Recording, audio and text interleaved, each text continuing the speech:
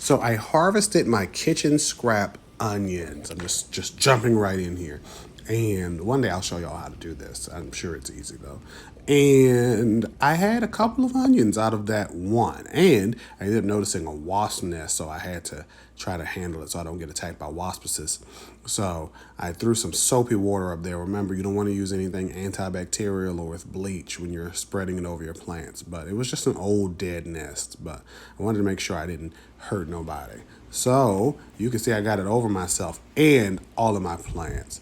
But it's okay again because it's just a little bit of soapy water. And whenever I do water them again, it's just going to rinse out and be okay.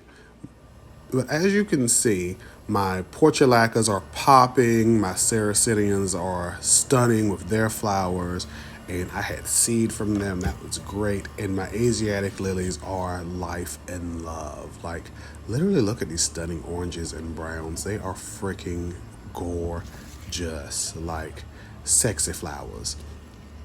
And I love them. I love lilies and I love daylilies. But as you can see, I have now attracted, well, you can't see, but in this pot right here, right yonder, I have attracted a mourning dove. She has 2 eggs, so my birdie baby mama, as I call her, is chilling out. So I can't really go all the way down there without an umbrella so I don't get attacked, but it's life. Everything is great. I'm loving it.